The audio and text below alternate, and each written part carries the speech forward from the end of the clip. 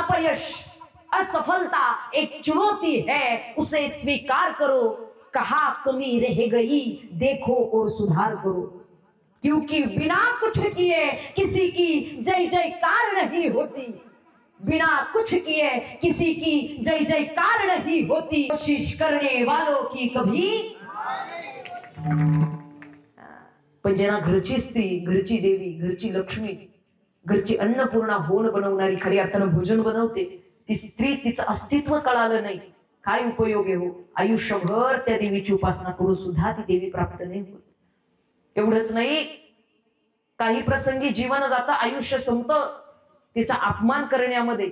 अर्धांगिनी म्हणून तिनं खऱ्या अर्थानं आपल्यासाठी आपली दुःख झेलली, पण एका शब्दानं कधी पुरुषानं कौतुक करावं का तिचं? अगं बरी आहेस का, एवढं तरी विचारावं। जेवलीस का, इथपर्यंत तरी विचारावं। गुरुर् ब्रह्मा गुरुर् विष्णू गुरुर्देवो महेश्वरा गुरुर् साक्षात् परब्रह्मा तस्मै श्री गुरुवे नमः। वसुदेवं सुतं देवं कंसचानूरमर्दनं देवकी परमानन्दं कृष्णं वन्दे जगद्गुरु। अलंकापुरी पुण्यभूमी पवित्र तिथे नांदतो ज्ञान राजा सुपात्र। तया ठविता महापुण्य राशी। नमस्कार माझा श्री सद्गुरु संत ज्ञानेश्वरासी। नमो सद्गुरु तुकया ज्ञान दीपा। नमो सद्गुरु सच्चिदानंद रूपा। नमो सद्गुरु भक्त कल्याण मूर्ती। नमो सद्गुरु भास्करा पूर्ण कीर्ती। जयांचे केली स्मरण होय सकळ विद्येचे अधिकरण। तेची बंधू श्री चरण श्री गुरूंचे ते नमस्कारोनी आता। मस्तक हे पायावरी, मस्तक हे पायावरी या वारकरी संतांच्या या वारकरी संतांच्या या वारकरी संतांच्या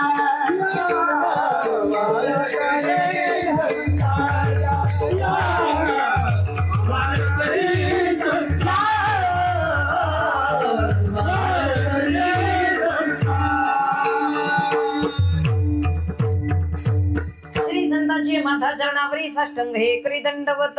अष्टसिद्धी नवनिधी के दाता असवर दीन जानकी माता। राम रसायन तुम्हारे पासा। सदा रहो रघुपति के दासा। राम लक्ष्मण जानकी जय बोलो। रुसले का काय? जय बोलो हनुमान की। हे दुख भंजन मारुति नंदन। सुन लो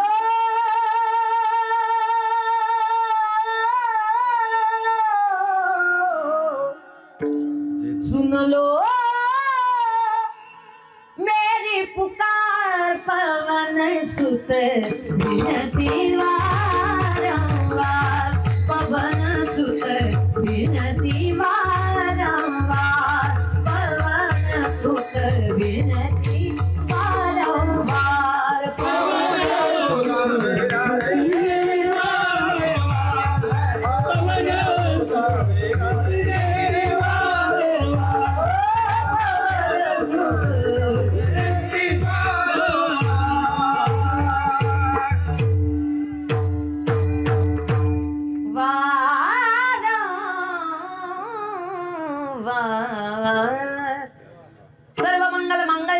शिवे सर्वार्थ साधिके शरण्य त्र्यंबके गौरी नारायणी नमोस्तुते विठ्ठल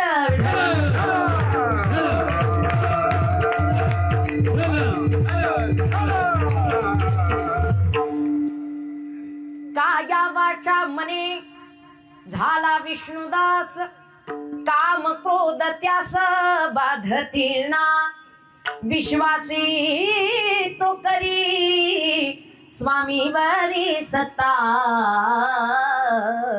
सकळ भोगीता होय त्याचे तुका म्हणे चित्त करावे निर्मळ तुका म्हणे चित्त करावे निर्मळ येवोनी गोपाळ राहे तेथे विश्वासी तो करी स्वामी वरी सत्ता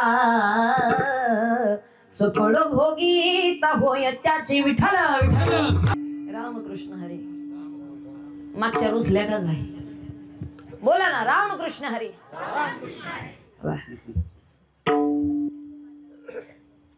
प्रस्तुत प्राप्त प्रसंगी प्राप्त स्थळी श्री कीर्तन रूपी सेवेकरिता निवडलेला घेतलेला अभंग महाराष्ट्र भूषण पंचम वेद निर्माते तुम्हा आम्हा साधकांचे मायबाप आणि या अज्ञानी जड जीवाचा उद्धार करण्याचं सगळ्यात सोपं साधन आपल्यापर्यंत सहजतेनं पोहोचवणारे महान संत वैराग्याचे मूर्तिमंत पुतळे जगदवंदनीय जगद्गुरु श्री संत श्रेष्ठ श्री संत तुकोबराय श्री संत तुकाराम महाराज यांचा 3 चरणांचा अभंग प्रस्तुत कीर्तन रूपी सेवेकरिता निवडलेला विठ्ठल विठ्ठल अत्यंत सुंदर अशा वातावरणामध्ये उपस्थित सर्व भाविक भक्तजन आपल्या पवित्र पुण्य खांडवी गावामध्ये सुरू असलेला अखंड हरिनाम सप्ताह शिव महापुराण कथा आणि त्याचबरोबर या ठिकाणी श्री गाथा पारायण सोहळा फार भव्य अशा स्वरूपामध्ये या ठिकाणी सुरू आहे. फार मोठा आनंद अंतकरणामध्ये. कितवं वर्ष आपल्या सप्ताहाचं? 17वं. गेली 16 वर्ष झाली अखंड अविरतपणे आपल्या गावामध्ये भगवंताचं नामचिंतन घडतंय. अखंडपणे भगवंताची सेवा घडतीये आणि त्या योगानं खऱ्या अर्थानं फार मोठा असा लाभ आपल्या जीवनामध्ये या भक्तीचा प्राप्त होतोय. एवढं सोपं नाही बरं का 17 वर्ष सप्ताह गावात घडणं. निश्चितच बहुत सुकृताची जोडी आणि म्हणून विठ्ठली आवडी. आपण फार मोठं भाग्यवान आहोत असं स्वतःला समजा. आपण फार पुण्यवान आहोत असं स्वतःला समजा. का समजा? कारण 17 वर्ष गावामध्ये सप्ताह घडणं आणि त्या गावात आपण राहणं म्हणजे कुठेतरी ही फार मोठी पुण्याईची गोष्ट आहे. काही लोकांचा जन्म जातो, आयुष्य निघून जातं, पण साधं रामकृष्ण हरिमुखात येत सप्ताह घडणं फार लांबची गोष्ट, कीर्तन फार लांबची गोष्ट, कथा फार लांबची गोष्ट. रामकृष्ण हरी नाही जमत. काही लोकांजवळ प्रॉपर्टी भरपूर आहे, उपयोग काय धनाचा. जर ते धन इथपर्यंत धार्मिक कार्याला भगवत चिंतनाकरिता प्राप्त होत नसेल, अनेक लोकांजवळ धन आहे, अनेक लोकांजवळ पद आहे, अनेक लोकांजवळ श्रीमंती आहे, लाखोंचा बंगला आहे आणि लाखोंची गाडी आहे, पण रामकृष्ण हरिमुखात नसेल गाडीची किंमत नाही तुमच्या पदाला आणि धनाला. आहे काही किंमत? आणि खरंच 17 वर्षाचा हा सप्ताह एवढं पवित्र स्थान आहे. श्री हनुमंतरायांच्या आपल्या सर्वांवरती फार मोठी कृपा आहे. खरी अर्थानं दोन्ही बाजूनं एक मुख असणारा भगवान परमात्मा म्हणजे असं फार कमी, मी म्हणेल पहिलंच ठिकाण असं असेल. आपलं गाव म्हणजे खरी अर्थानं तीर्थक्षेत्रापेक्षा कमी नाही, जिथे अनादिकालापासून खरी अर्थानं श्री हनुमंतरायांची अशी मूर्ती जिच्या दोन्ही बाजू समान आहेत, सारख्या आहेत, अशा पाहायला मिळतात. आणि खरंच ही फार मोठी हनुमंतरायांची ही फार मोठी कृपा आहे आपल्यावर. आणि म्हणून त्यांच्या कृपेनं, त्यांच्या आशीर्वादानं आपण इथपर्यंत आहोत. इथं बसणाऱ्यांना असं म्हणायचं नाही की आम्ही आलोत आणि आम्ही बसलोत. नाही नाही, त्यांना आणलं त्यांनी बसवलं. आणि इथं उभा राहणाऱ्यानं सुद्धा म्हणायचं नाही आम्ही उभा राहिलो तर आम्ही कीर्तन केलं. नाही, खरी अर्थानं हे का घडतं, कोणामुळे घडतं हे लक्षात ठेवा. काही गावचे सप्ते अजून सुरू सुद्धा झाले नाही, अशी दुर्भाग्य गावं अजूनही आहेत. आज जे आपण सहज म्हणतो, अंगणामध्ये जर तुळस नसेल तर ते घर कशा समान आहे? बोला ना पाठीमागे, स्मशाना समान, बरोबर की नाही? अंगणामध्ये तुळस नाही, ते घर स्मशाना समान आहे. मी म्हणेल ज्या गावात कीर्तन भजन नाही ते गाव स्मशाना समान आहे. खरी अर्थानं जे कार्य करण्याकरिता इथपर्यंत आपण आलेलो आहोत, ते कर्म, ते कार्य या माध्यमातून आपल्याला पूर्ण करायचंय. अत्यंत आनंदात उत्साहात सुरू असलेला आपला हा अखंड हरिनाम सप्ताह. आणि या ठिकाणी शिव महापुराण कथा प्रवक्त्या आमच्या भगिनी आदरणीय हरिभक्तीपरायण महाराष्ट्रातील एक नामांकित कीर्तनकार आणि कथा प्रवक्त्या हरिभक्तीपरायण आदरणीय ज्योतिताई महाराज धनाडे ताईंचं सुद्धा खूप मोठं धन्यवाद. त्याचबरोबर या ठिकाणी सर्वच आपल्या गावातील ग्रामस्थ, आयोजक, नियोजक, सप्ताह कमिटी, एकदा जोरदार टाळी वाजवा कमिटीसाठी, आयोजकांसाठी. प्रत्येकाचा एक विचार घेऊन इथपर्यंत तुम्ही सर्व हे कार्यक्रमाचं नियोजन करत असता. अगदी वृद्धांपासून तरुणांपासून लहानांपर्यंत, पुरुषांपासून महिलांपर्यंत, अगदी लहान थोर सर्वच जण एकत्रित येऊन हा भक्तीचा आनंद इथपर्यंत ग्रहण करता. आज माझी 5व्या दिवसाची कीर्तनरूपी सेवा आपल्या सप्ताहामध्ये आयोजित करण्यात आली. खरं तर फार अट्टहासानं आणि फार आग्रहानं आम्हाला इथपर्यंत बोलवण्यात आलं. आणि आजच्या सेवेचे सौजन्यदाते श्री जगन्स, श्री किसन बरकुले, श्री महादेव नारायण टकले, एकदा जोरदार टाळी वाजवा. खऱ्या अर्थानं बरकुले कुटुंब आणि टकले कुटुंब आज या दोन्ही वडिलांची, दोन्ही सुपुत्र पुणे या ठिकाणी कार्यरत काम करतात.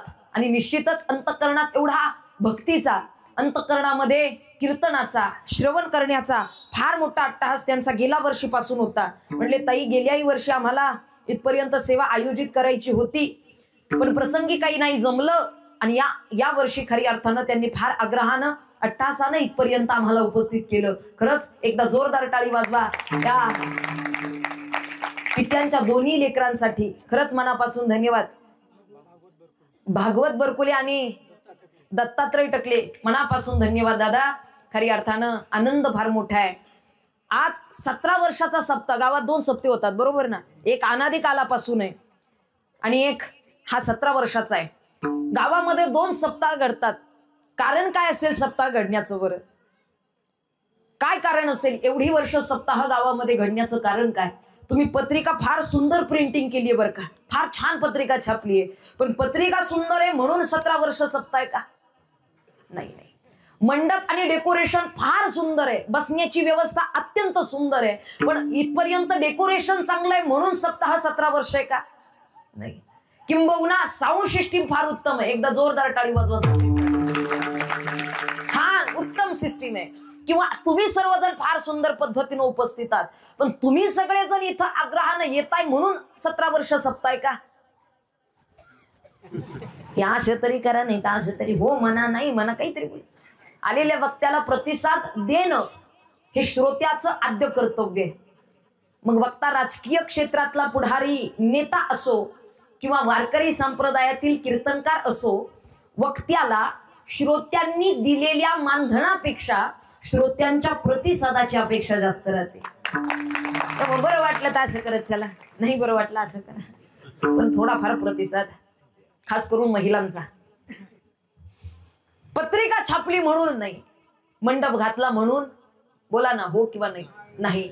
किंबहुना डेकोरेशन केलं म्हणून सुद्धा सप्ताह नाही. तुम्ही सर्वजण आग्रहाने इथपर्यंत येताय म्हणून सुद्धा नाही, किंवा कीर्तनकार आहेत म्हणून सुद्धा जावा काय घरी नाही म्हणताय. नाही, उत्तर अगदीच बरोबर आहे, उत्तर चुकीचं नाही तुमचं.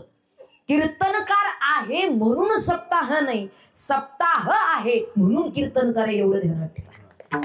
लक्षात आलं का? अहंकाराचा वारा न लागो राजसा. माझी या विष्णुदासा भाविकासी, इथे तुम्हालाही नाही अहंकार आणि मलाही नाही. प्रत्येकाना दास आहोत आपण देवाचे. पण सप्ताह घडण्याचं कारण काय?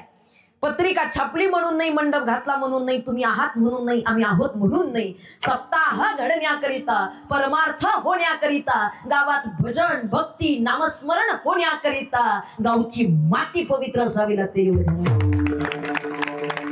पवित्र ते कुळ पावन तो देश, पवित्र ते कुळ पावन तो देश.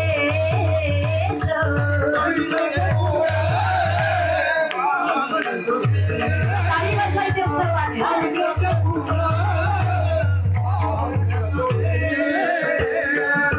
जेथे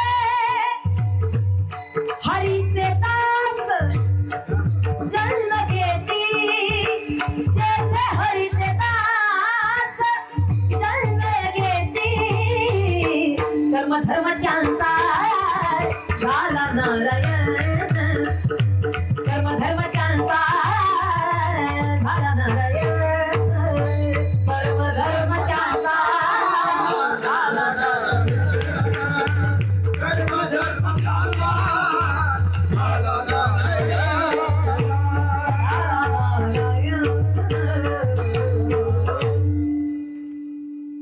जेथे हरीचे दास जन्म घेती, कर्म धर्म त्यांचा झाला नारायण. पवित्र ते कुळ, ही माती पवित्र आहे. आणि एवढंच नाही बर का, 17 वर्ष सप्ताह घडण्या पाठीमागचं अजून दुसरं कारण, तरुणांचं कर्तृत्व आणि वृद्ध लोकांचं मार्गदर्शन, याच्यानं आपला सप्ताह 17 वर्षाचा. लक्षात, जुन्या जाणत्यांचं मार्गदर्शन असावं आणि तरुणांचं कर्तृत्व असावं, याचं समीकरण जर जुळलं तर मात्र सप्ताहाला काही अडचण येत नाही. पण काही प्रसंगी असं पाहायला मिळतं, एका ठिकाणी तरुणांनी सप्ताहाचं आयोजन केलं, नवीनच तरुण नवीन सप्ताह, आणि त्या पद्धतीनं थोडीशी टेक्नॉलॉजी वापरून, थोडंसं आधुनिकता वापरून त्यानं सप्ताहामध्ये थोडाफार बदल करण्याचा प्रयत्न, जेणेकरून खऱ्या अर्थानं थोडा बदल व्हावा आणि लोकांचाही आनंद वाढावा, लोकांचा उत्साह वाढावा. त्यांनी नवीन नियोजन हातात घेतलं. जसं तरुणांनी नियोजन हातात घेतलं, गावचे म्हातारे सगळे कॅन्सल झाले. ते सप्त्यालाच येईना, ते कीर्तनाला येईना, हातात टाळ घेईना. तरुणांनी सांगितलं, ताई तेवढा कीर्तनात तुम्ही सांगा की खऱ्या अर्थानं त्यांचं मार्गदर्शन आहे म्हणून आम्ही इथपर्यंत कार्य करू शकतो. निश्चित त्यांनी असं रागावू नये. खरं तर जुन्या जाणत्यांनी आहे तोपर्यंत मार्गदर्शन करत राहावं, कारण तरुण कार्य करू शकतो, विचारशक्ती तरुणात नाहीये. आणि जुन्या जाणत्यांमध्ये विचारशक्ती आहे, कार्यशक्ती नाहीये. त्यामुळे खऱ्या अर्थानं त्यांचे विचार इथपर्यंत तरुणांपर्यंत देणं आणि तरुणांनी त्यांचे विचार ग्रहण करून इथपर्यंत परमार्थात वाढ करणं, हे निश्चितच समीकरण आहे. म्हणून एवढा सुंदर सप्ताह आहे. इथपर्यंत माझी कीर्तन रूपी सेवा आयोजित केली. उपस्थित सर्व श्रोते माई बापांचं धन्यवाद. विठाल विठाल.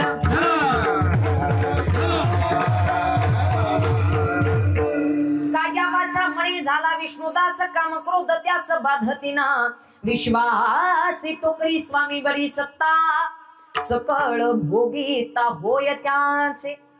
आपण सर्वच जण भगवंताची सेवा करण्याकरिता आणि भगवंताला प्राप्त करण्याकरिता इथपर्यंत उपस्थित आहोत.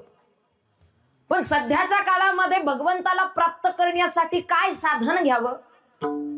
काही लोकांच्या जीवनामध्ये साधनाचा अवलंब नाहीये बाबा. आणि साध्य कळालेलं आहे, साध्य निश्चित आहे पण साधनाचा अवलंब नाही. आणि काही माणसांच्या जीवनामध्ये साधनाचा अवलंब आहे पण साध्य निश्चित नाही. अगदी सोपं सांगू का?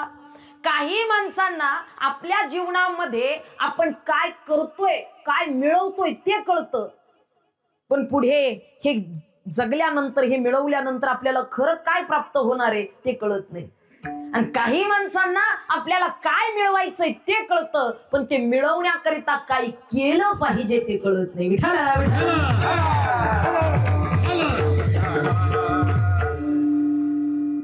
काहींचं साधन आहे, काहींचं साध्य आहे. पण साध्य जर चुकलं तर साधनाचं कितीही अवलंब करा उपयोग नाही. काही माणसं पंढरपूरची वारी करते, चारीधाम करते, एकादशी धरते, रोज शेजारच्याशी भांडत बसते, उपयोग नाही. साध्याचा अवलंबही चुकतो. जर साध्य चुकलं, किंबहुना साधन जर बरोबर असेल पण साध्य जर चुकीचं असेल तर साधनाचा सुद्धा अवलंब चुकतो. सांगण्याचं तात्पर्य साधन आणि साध्य हे निश्चित झालं पाहिजे, जे की होत नाही म्हणून परमार्थ अर्धवट आहे. संतांच्या जीवनामध्ये साधनाचा अवलंब आहे आणि साध्य ही निश्चित आहे. त्यांना माहित आहे आम्ही काय करतोय आणि आम्हाला काय मिळवायचंय ते. सध्याच्या काळामध्ये जगतोय माणूस, पण माणसाच्या जगण्याला काहीतरी अर्थ पाहिजे हो.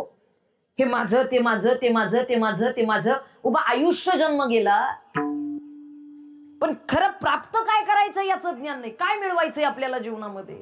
जे काही कष्ट करतो, उलाढाली करतो, इकडचं तिकडं तिकडचं इकडं, जे काही परिश्रम, जे काही कष्ट, जे काही टेन्शन आपल्या जीवनामध्ये आपण घेतो, त्यातून साध्य काय करायचंय आपल्याला?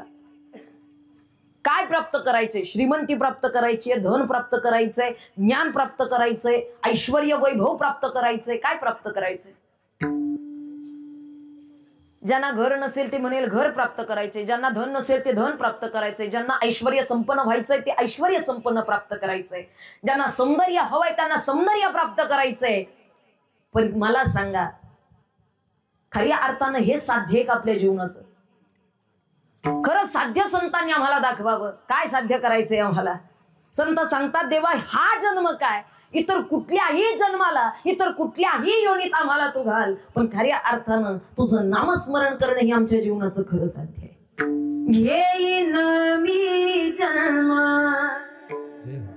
घेईन मी जन्म, घेईन मी जन्म ह्याच साठी देवा, घेईन मी जन्म, घेईन मी जन्म, घेईन मी जन्म याच साठी देवा, घेईन मी जन्म, घेईन मी जन्म, घेईन मी जन्म याच साठी देवा, घेईन मी जन्म. ताली वाजवायची सर्वांनी.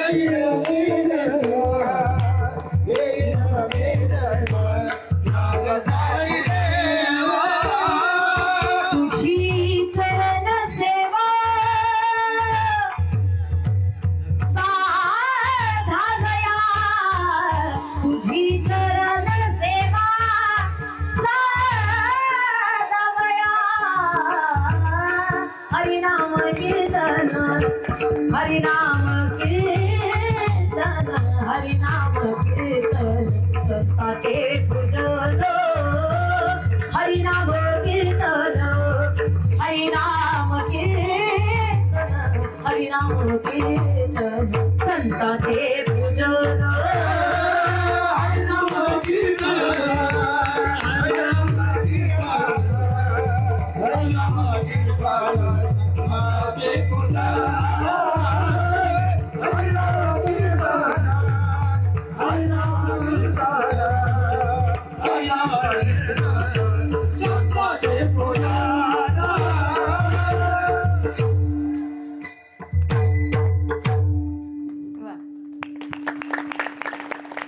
मोकळे मनानं टाळ्या वाजवा. कीर्तनात बसल्यानंतर टाळी चुकू नये, म्हणजे आमच्या कौतुकासाठी टाळी वाजवा असा माझा आग्रह नाही, पण खऱ्या अर्थानं इथे कुणीच टाळीची टाळाटाळ करू नका. ज्यांना तिथली टाळाटाळ चुकवायची त्यांना इथं टाळीची टाळाटाळ करू नका. लक्षात आलं का? नाही तर ज्ञानोबारा ज्ञानेश्वरी मध्ये सांगतात, मग पुण्याईची पावटी सरे, सवेची इंद्रपणाची उटी उतरे आणि येऊ लागती माघारे मृत्यू लोकी. लक्षात ठेवा, ही वेळ आणि हा काळ भगवंत चिंतना करीत आहे. होता होईल तेवढी प्रामाणिकपणे टाळी वाजवा. आणि जी आजच टाळी वाजवा असं काही नाही, हर रोज टाळी वाजवा. कीर्तन असो किंवा नसो, भजन असो किंवा नसो, दिवसातून किमान 70 ते 80 वेळा टाळी वाजली पाहिजे. किमान 70 ते 80 वेळा, आणि तेही जोरात. उगा माशी मारल्यागत नाही. मनापासून टाळी वाजवा, अंतःकरणातून टाळी वाजवा. परिणाम काय? जेव्हा आपण सलग टाळी वाजवतो, 5 मिनिटं सलग टाळी वाजवतो, हाताला मुंग्या येतात. मुंग्या येतात म्हणजे नेमकं काय होतं? ब्लड सर्क्युलेशन शरीरामध्ये चांगलं होतं, रक्ताभिसरण क्रिया शरीरात चांगली होते. आणि जी जेव्हा शरीरामध्ये रक्ताभिसरण क्रिया चांगली होते तेव्हा शरीरातले असंख्य रोग नष्ट करण्याची ताकद एका टाळीत राहते, म्हणून टाळी वाजवा. फायदा सांगितल्यावर काय टाळ्या वाजवायला? हरी मुखे म्हणा, हरी मुखे म्हणा, आणि पुण्याची गणना कोण करी. नामस्मरणाचा टाळीचा फार मोठा फायदा आहे, लक्षात ठेवा. उग कंजूसपणानं टाळी वाजवू नका, मोकळ्या मानानं टाळी वाजवा. विठाला विठाला.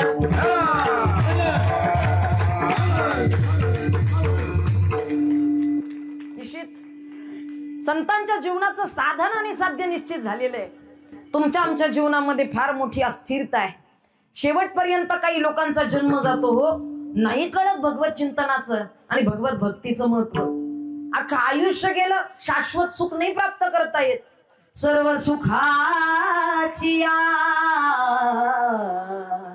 आशा जन्म गेला, क्षण एक मुक्ती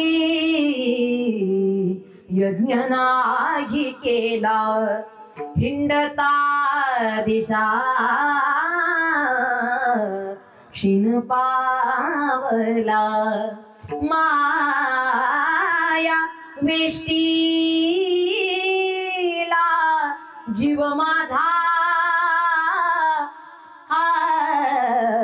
माझे स्वहित नेनती कोणी, माझे स्वहित नेनती कोणी, हो माझे स्वहित.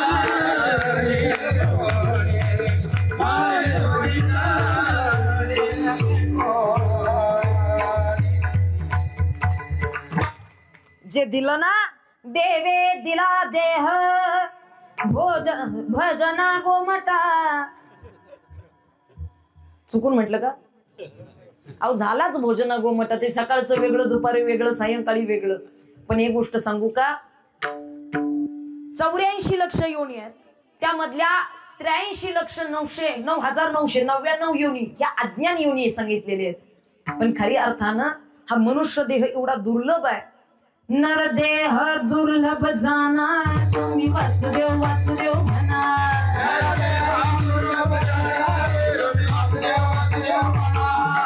वर्षाची गणना, तुम्ही वासुदेव वासुदेव म्हणा.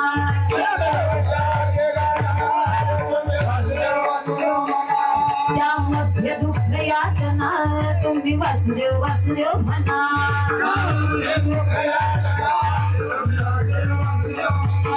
तुम्ही आठवा मधुसूदना, तुम्ही आठवा मधुसूदना, तुम्ही आठवा मधुसूदना. तुम्ही वासुदेव वासुदेव म्हणा, वासुदेव वासुदेव म्हणा, तुम्ही वासुदेव वासुदेव म्हणा. टाळी वाजवायचं.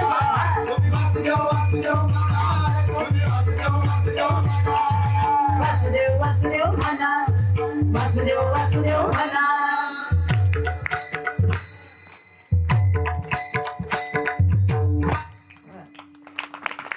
आता त्यांना कळतं ज्यांना स्वर कळतोय, ज्यांना ताल कळतोय.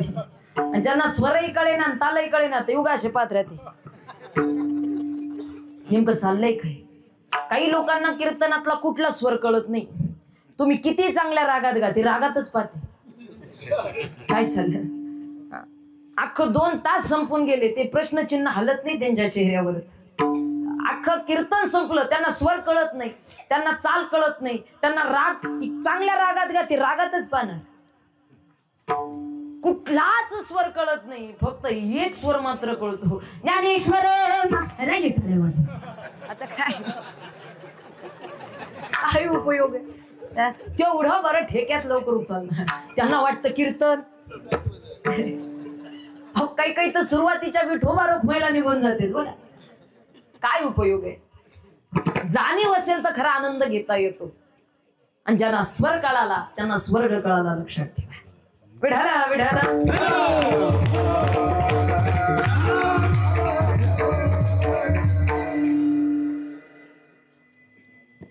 खरी अर्थानं दुर्लभो मानुषो देहो. खरी अर्थानं हा मनुष्य देह फार दुर्लभ आहे. आणि निश्चितच इथपर्यंत याला भगवंताचा दास बनवणं, किंबहुना मुळात आपण दासच आहोत. आपण काही देवाचे शत्रू आहे का? आपण देवाचे वैरी आहे का? आजी सांगा, आपण काही देवाची विरुद्ध आहे का? हा, आपण कोण आहोत? देखे मनुष्य जात सकळ स्वभावता भजनशील. ज्ञानोबराय सांगतात, माणसाचा मूळ स्वभावच भजन करणे. एकानं विचारलं, म्हटले ताई, माणसाचा मूळ स्वभावच जर भजन करणे, मग तरी सुद्धा सत्याला विरोध का? आलं का ध्यानात? आलं? तुम्ही मूळ स्वभावच माणसाचा जर दास्यत्वाचा आहे, तरी सुद्धा कीर्तनांना विरोध का? तरी सुद्धा धार्मिक कार्याला विरोध का? म्हटलं अगदी खरं आहे, माणसाचा मूळ स्वभावच भजन करणे. पण आजी, सध्याच्या काळात प्रत्येकाला त्या दास्यत्वाची जाणीव राहिली नाही. या कारणानं विरोध केला जातो, लक्षात ठेवा. या कारणानं भांडणे, या कारणानं इतर विषय येतात. आपल्याला सध्याची कीर्तन, सध्याची प्रवचन, सध्याचा परमार्थ भक्ती करा हे सांगण्यासाठी नाही, तर असलेल्या भक्तीची जाणीव करून देण्यासाठी कीर्तन आहे, लक्षात ठेवा. जाणीव झाली पाहिजे, फक्त मळ झटकता आला पाहिजे. बगळ्यांचा थवा आकाशातून उडत होता, बगळ्यांचा, आणि पाणी पिण्यासाठी एका तलावाकाठी गेला. त्यातल्या सगळ्या बगळ्यांनी पाणी पिलं आणि उडून गेले. पण एक बगळा मात्र त्या चिखलात अडकला. एक बगळा चिखलात अडकला आणि त्याच्या अंगावरती पावसानं, वाऱ्यानं ते शेजारचा चिखल सर्व अंगावरती जमा झाला आणि पांढऱ्या रंगाचा बगळा तो काळा झाला. पांढरा शुभ्र बगळा होता, पण चिखल अंगावरती जमा झाल्यानं त्याचा रंग काळा झाला. आणि त्याच ठिकाणी काही वेळाने कावळ्यांचा थवा पाणी पिण्यासाठी आला. आणि या बगळ्यानं कावळ्यांच्या ग्रुपमध्ये एंट्री घेतली. ते स्वतःला कावळा समजू लागलं. होता मुळात बगळा, पण स्वतःला समजू लागला तो कावळा, आणि ते कावळ्यांच्याच ग्रुपमध्ये गेलं, कावळ्यांच्याच मध्ये जगू लागलं. त्यांच्याच सारखी दिनचर्या त्याची झाली. उठणं, बसणं, येणं, जाणं, खाणं, पिणं सगळं कावळ्यांसारखं. तुमच्या ध्यानात आलं का? काय आम्ही पक्ष्यांचंच सांगते. मुळात होता तो बगळा, पण काही काळासाठी झालेला. असे बरेचसे बगळे राहते. चला, आता काही दिवसांनी पुन्हा त्याच ठिकाणी बगळ्यांचा थवा आला आणि त्यातल्या एका बगळ्यानं या कावळ्यातल्या बगळ्याला ओळखलं. अरे म्हणले, हे आपल्या ग्रुप मधलं, तिकडे गेलं कसं काय? असं चुकलं कसं काय? ते जरा चौकशी करू. म्हणून तो बगळा कालांतरानं झालेल्या कावळ्याला विचारू लागला. म्हणला, का रे, अरे तू आहेस कोण? तू करतोयस काय? तू राहतोयस कुठं? अरे बगळा आहेस तू, आणि या कावळ्यांमध्ये काय करतो? चल म्हणले आपल्या ग्रुपमध्ये. ते म्हणले, नाही नाही, अरे तुला दिसत नाही का माझा रंगही त्यांच्यासारखा? अरे बघ, मी त्यांच्यासारखाच दिसतो. मी तुझ्यासारखा दिसतो का? माझा रंग कुणासारखा? कावळ्यांसारखा. अरे मी त्यांच्यातच जगतोय. आता किती दिवस झाले मी त्यांच्यातच आहे. मी बगळा नाही, मी कावळा आहे. त्या बगळ्याला कळे ना, कसं समजावू याला, आता कसं सांगू याला तो बगळा आहे ते. अरे तू बगळा आहेस, कावळा नाही. नाही नाही, मी बगळा नाही, मी कावळा आहे. आता ऐकायलाच तयार नाही. शेवटी नाईलाज झाला आणि बगळ्यानं त्याला ओढत ओढत ओढत ओढत नदीकाठी नेलं आणि वॉशिंग पावडर एकदा निर्म्यानं चकाचक धुवून काढलं. आणि जसा त्या बगळ्याचा अंगावरचा सगळा घाण, सगळा मळ निघून गेला, जी काही चिखल जमा झालेला तो चिखल जेव्हा निघून गेला, तेव्हा पांढरा शुभ्र बगळा पूर्ववत समोर आला. पांढरा शुभ्र बगळा. आणि म्हणले, बघ आता स्वतःकडे, कर निरीक्षण जरा स्वतःच, आणि सांग आता तू कोण आहेस. त्यानं स्वतःच निरीक्षण केलं आणि सांगितलं, खरंच तू म्हणतो ते खोटं नाही, मी मुळात बगळाच आहे.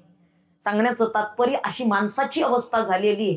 आहोत दासच, आहोत विष्णू दासच, पण खऱ्या अर्थानं विषयरूपी चिखल अंगावरती जमा झाल्या कारणाने अहंकाराचा, क्रोधाचा, मोहाचा, इतर विषयानं जो चिखल अंगावरती जमा झाला, या कारणानं माणसाला ती जाणीव राहिली नाही, विसरून गेला. म्हणून खरी अर्थानं जाणीव करून देणं हे काम आहे. विठ्ठला विठ्ठला.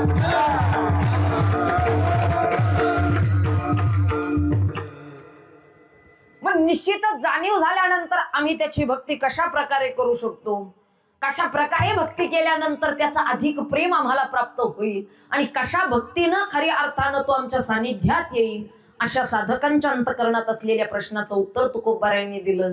तुम्हाला भगवंताला प्राप्त करायचं आहे, त्याची कृपा, त्याची प्रसन्नता प्राप्त करून घ्यायची आहे ना, निश्चितच जर त्याचं सानिध्य तुम्हाला, तो कुणाच्या सानिध्यात आहे, आपण त्याचा दास झालो पाहिजे. अहंकारानं भक्ती नाही जात बरं, मीपणानं परमार्थ नाही जात, आणि मीपणा करणाऱ्या जवळ देवही येत नाही. ज्ञानोबाराय ज्ञानेश्वरी सांगतात, जे बहुता एका आभात तरू, अहंकाराचा भूत संचरू, जाहला म्हणून विसरू आत्मबोधाचा. तुमचा मीपणा सोडून भगवंताला खरी अर्थानं सर्व काही अर्पण करा. तू म्हण हे मीची करी, माझी भजनी प्रेम धरी, सर्वत्र नमस्कारी मज एका ते. गीतेमध्ये सांगतात, अनन्यश्चिंतयन्तो माम ये जना परिउपासते, तेषां नित्यभियुक्तानां योगक्षेमे वहाम्यहम्. काय आवडतं देवाला? सध्याच्या काळात काही माणसं देवाला पटेल अगर न पटेल, पण माझी भक्ती जगाला पटली पाहिजे. अहो ते काकड्याला निघालं तरी शेजारच्या चिकडी वाजवून जाते, हे त्याला कळावं निघाले. जगाला सांगण्यात कुठं आनंद? बरं जग आहे, एकाच्या घरात जातं, दुसऱ्याचा चिवडा खातं, तिसऱ्याच्या गाडीत बसून चौथ्याला निवडून देत. जगाचं काम आहे.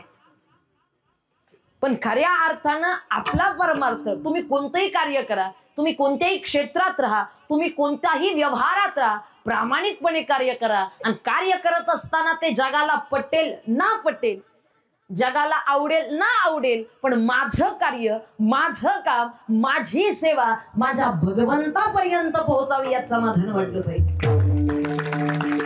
आवडे देवासी तो एका प्रकार,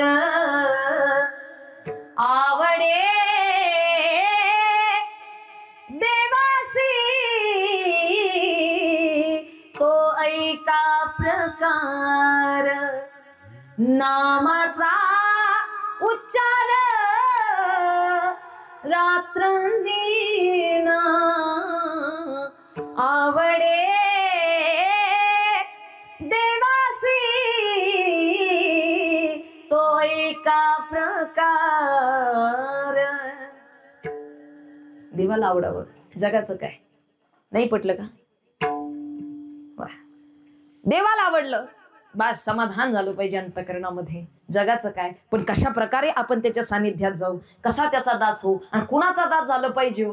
जगाच्या शरणागतीनं उद्धार नाही, जगाच्या पाया पडून उद्धार नाही. जर खऱ्या अर्थानं आपला उद्धार करायचा असेल तर जगद्गुरु तुकोबाराय सांगतात, आपण भगवंताचे दास व्हा. पण कसे आणि कोणाचे? अभंगाच्या प्रथम चरणात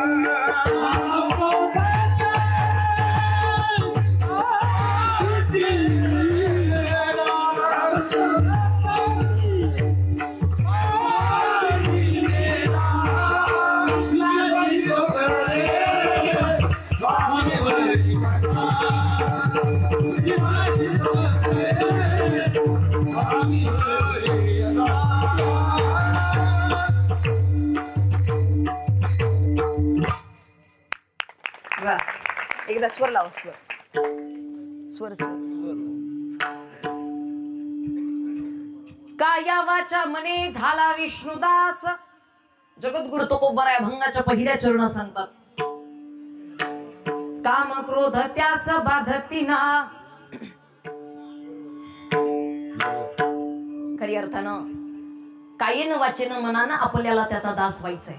आजी काया वाचा म्हणे म्हणजे काय, तर एका अभंगातून जगद्गुरु तुकोबाराय सांगतात, मनगुणी शरण जावे, पण कसं जावे, सर्व भावे देवासी. सर्व भाव म्हणजे काया वाचा आणि मन, ह्या तीन तत्वानं आपल्याला त्याला शरण जाता आलं पाहिजे. अहो काही माणसं आयुष्यभर जगाच्या पाया पडतात, इतर जनाच्या पाया पडतात, पण देवाच्या पाया पडायला मात्र. काही एक जण म्हटला, ताई कुठेही तुमचा देव. म्हणला आमचा, हे तुमचं ना आमचं आता बंद करा. सर्वा घटी राम देहा देही एक, त्याचा खरं तत्व माणसाला कळालं पाहिजे. आणि हे तत्व जाणण्यासाठी माणसाकडे सूक्ष्म दृष्टी पाहिजे. आपण ज्या स्थूल दृष्टीनं देवाला पाहतो त्या स्थूल दृष्टीनं आपल्याला देव दिसतच नाही. एक जण म्हटला, कुठे तुमचा देव, काय करतो देव. म्हटलं ए दादा, काय नाही केलं रे त्यानं. खरी अर्थानं सर्व काही करता धरता तो आहे. देता देव विता नेता नेव विता तेथे याची सत्ता काय आहे. म्हटला नाही नाही, काय करतो ते सांगा. अरे बाबा, चाले हे शरीर कोणाची आसते, कोण बोलवीते हरी विना. चाले हे शरीर कोणाची आसते, कोण बोलवीते हरी विना. चाले हे शरीर कोणाची आसते, कोण बोलवीते कोण बोलवीते.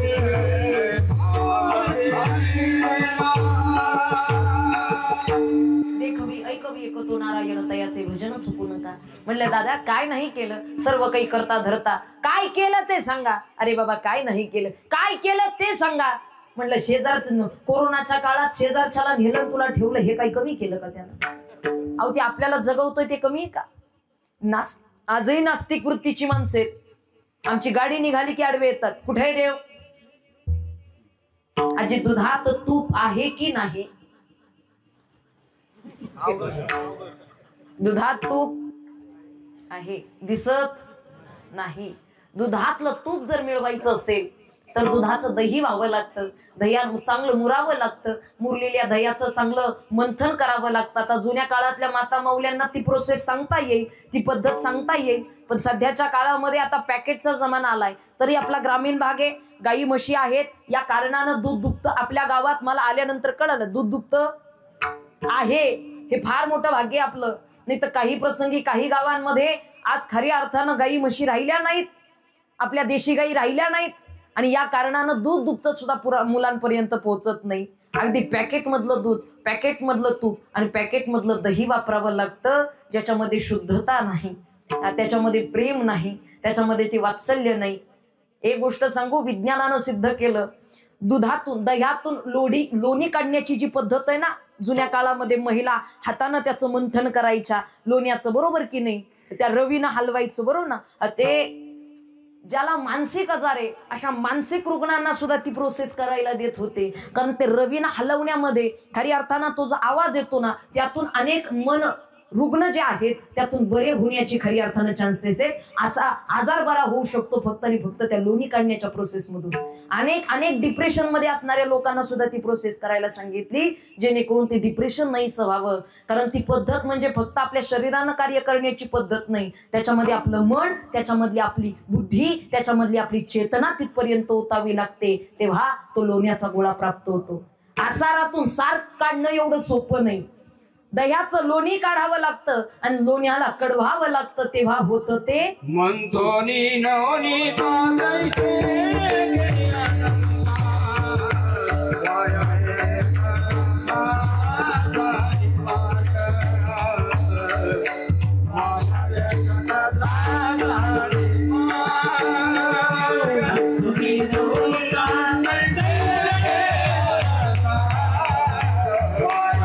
ताली वाजवायची सर्वात.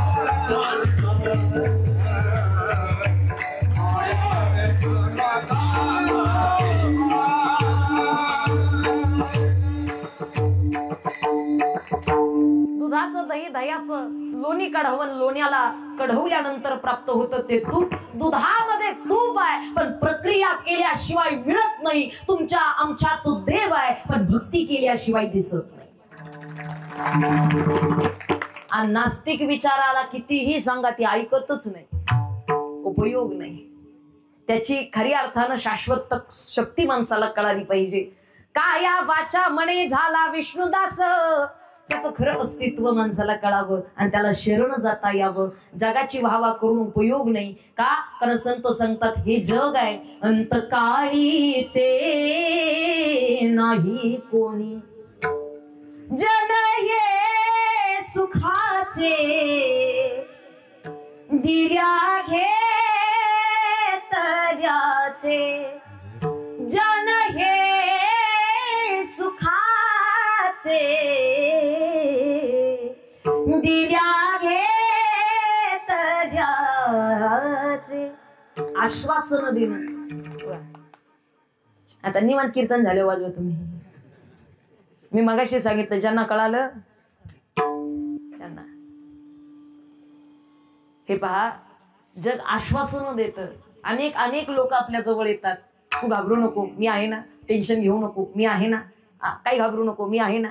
काही मदत लागली मला फोन कर, काही हवं असेल मला सांग, काय पाहिजेस मी आहे ना.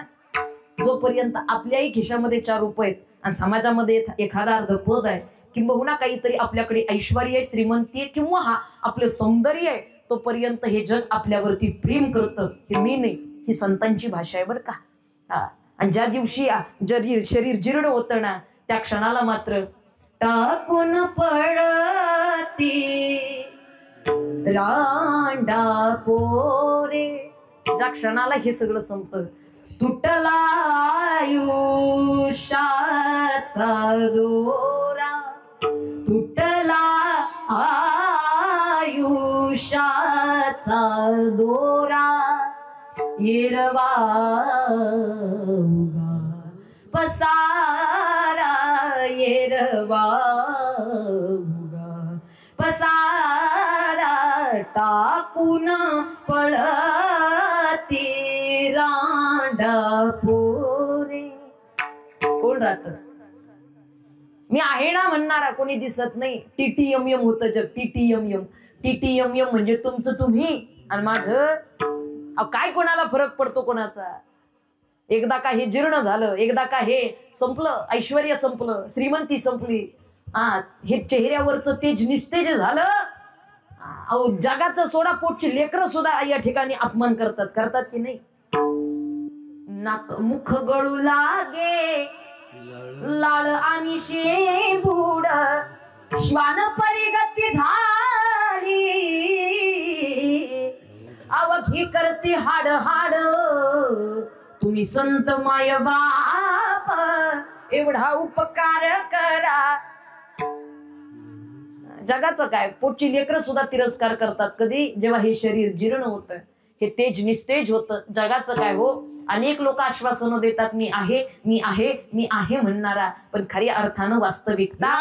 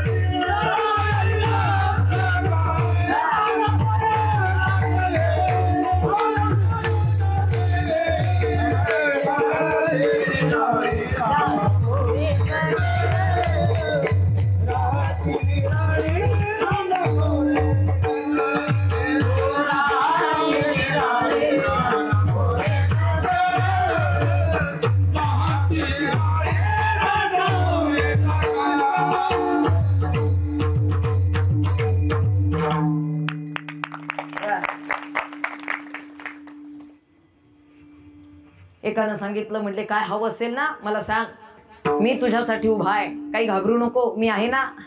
आणि खरंच याला प्रसंग आला, याला वेळ पडली आणि यानं ज्यानं आश्वासन दिलं तर त्या मित्राला फोन केला. म्हणले अरे अशाने असं झालं, असं संकट आहे. रात्रीच्या 2:30 वाजता फोन केला आणि 2:30 वाजता त्यानं फोन उचलला आणि खऱ्या अर्थानं जसा फोन उचलला ना याचे डोळेच भरून आले. अरे म्हणले या काळामध्ये पहिल्या रिंग मध्ये कोणी फोन उचलणारा माझा मित्र असेल. हा, कोण ऐकून घेतो कुणाचं दुःख, पण या माझ्या मित्रानं माझं दुःख समजून घेतलं. खरंच असा मित्र असावा, खरंच असा मित्र असावा. मी एक गोष्ट सांगू का, चांगले 10 मित्र नाही कमवता आले तरी चालतील, पण एक वाईट मित्र आपल्या जीवनात घेऊ नका. एक वाईट मित्र आपल्या जीवनाची खरी अर्थानं दुर्दशा करू शकतो. 10 चांगले नाही कमवता आले चालेल, पण एक वाईट आपल्या जवळ ठेवू नका. का? कारण हीच संगत, हीच मित्रत्वाची भावना, किंबहुना हाच संगतीचा परिणाम आपल्या जीवनामध्ये यश आणि अपयश ठरत असतो, सुख आणि दुःखाचं कारण ठरत असतो. यानं फोन उचलला, डोळे भरून आले, त्याची संकट, त्याची परिस्थिती ऐकून घेतली, फोन कट केला. आता मला उत्तर तुम्ही द्या, जेव्हा नंतर तो फोन लावायला गेला असेल तेव्हा परत फोन लागला असेल का? आप जिस नंबर पे कॉल करना चाहते हैं वो अभी, वाह, बऱ्याच लोकांना अनुभव आहे त्यात. बऱ्याच म्हणण्यापेक्षा ही परिस्थिती खरी, ज्याला त्याला प्रत्येकाला अनुभव आहे. प्रत्येकाच्या जीवनात अनेक संकट आलेली असतात, पण मी आहे ना म्हणणारी कुठल्या कुठे. मी म्हणेन असा एकच सानिध्यात मित्र ठेवा, असा कोणी एकच ठेवा जो आपल्या सुखात दुःखात आपल्या सहभागी असला पाहिजे. किंबहुना एखाद्या वेळी सुखात नसेल पण आपल्या दुःखामध्ये सहभागी असेल, आपल्या जीवनाची चांगली वाटचाल त्या ठिकाणी तो करून देत असेल. मित्र तू एक कर आरशा सारखा, मित्र बनव्यामध्ये गारव्या सारखा, दुःख अडवायला उंबऱ्या सारखा, दुःख अडवायला उंबऱ्या सारखा, मित्र बनव्यामध्ये गारव्या सारखा, वाट चुकणार नाही जीवनभर तुझी, वाट चुकणार नाही जीवनभर तुझी. मित्र तू एक कर आरशा सारखा, मित्र बनव्यामध्ये गारव्या सारखा, मित्र बनव्यामध्ये गारव्या सारखा, मित्र बनव्यामध्ये गारव्या सारखा. जगात कोणी नाही लागत. श्री सुदामजींनी अनेकांकडे गेले. जेव्हा त्यांच्या पत्नीनं सांगितलं ना आपल्यासाठी काहीतरी आणा, लेकरं उपाशी आहेत, गावात सगळ्यांकडे त्यांनी मागून पाहिलं, कोणी काही नाही दिलं. पण त्यांच्या लक्षात आलं जगाकडे मागून उपयोग नाही. जर खरंच सुख, शाश्वत सुख प्राप्त करायचं असेल तर माझा देव, माझा मित्र, माझा परम मित्र भगवान श्रीकृष्ण माझ्यासाठी उभा आहे. आणि ज्यावेळी बायकोच्या आग्रहास्त श्री सुदामजी भगवंताच्या दारात गेलेत तेव्हा त्या श्री सुदामजींची अवस्था काय. सध्याच्या काळात परिस्थिती पाहून मैत्री केली जाते बरं, परिस्थिती पाहून लग्न जरी जुळवायची म्हटली तरी आज सध्याच्या काळात माणूस मनानं कसा आहे ते नाही पाहत, स्वभावानं कसं आहे ते नाही पाहत. किती घर आहेत, किती बंगले आहेत, किती गाड्या आहेत, किती जमीन आहे, किती जायदाद आहे, अहो पण पोरगा कसा आहे ते पहा. आज कितीतरी शेतकरी मुला त्या ठिकाणी शेतकरी बापाची लेकरं आहेत आणि प्रामाणिक आहेत आपल्या कष्टाशी, पण धनसंपत्ती पाहून पोरी देण्याची आता पद्धत निघालेली आहे. बरोबर की नाही मुलींच्या आईंनी? इकडे लक्ष देऊ नये का? किती बंगले आहेत, किती गाड्या आहेत, बंगले गाडी पाहून आपली पोरगी द्याल, उद्या सुखातच राहील याची गॅरंटी नाही. पण एखादा कर्तृत्ववान मुलगा असू द्या, आपल्या काळ्या आईची प्रामाणिकपणे सेवा करणारा, आई बापाची सेवा करणारा, छत्रपती शिवरायांच्या विचारानं चालणारा आणि खऱ्या अर्थानं आपल्या गोमातीची सेवा करणारा एखादा शेतकरी कुटुंबातील मुलगा असू द्या, तो झोपडीत का राहीना पण पोरगी सुखाने भाकरी खाईल, सुखाने भाकरी खाईल. आई बापानं कमवलेल्या संपत्तीवरती पोचलेली संतती गॅरंटी नाही देऊ शकत. पण स्वतःच अस्तित्व शून्यातून निर्माण करून खऱ्या अर्थानं आई वडिलांचा सुद्धा जिने उद्धार केला, निश्चित अशी धन्य माता पिता तयाची आकुळी कन्या पुत्र होती जे सात्विक, तयाचा हरिख वाटे देवा, देवालाही हेवा वाटतो लक्षात ठेवा. अशा लेकरांजवळ आपण स्वभावानं पाहिलं पाहिजे. पण सध्याच्या काळात श्रीमंती, श्री सुदामजींची अवस्था गरीब आहे आणि भगवंताच्या दारात गेलेत, द्वारपालांनी अडवलं. अरे द्वारपालो कन्हैया से कह दो, अरे द्वारपालो कन्हैया से कह दो कि दर पे सुदामा करीब आ गया है, दर पे सुदामा करीब आ गया है. ओ भटकते भटकते ना जाने कहां से, भटकते भटकते ना जाने कहां से, तुम्हारे महल के करीब आ गया है, तुम्हारे महल के करीब आ गया.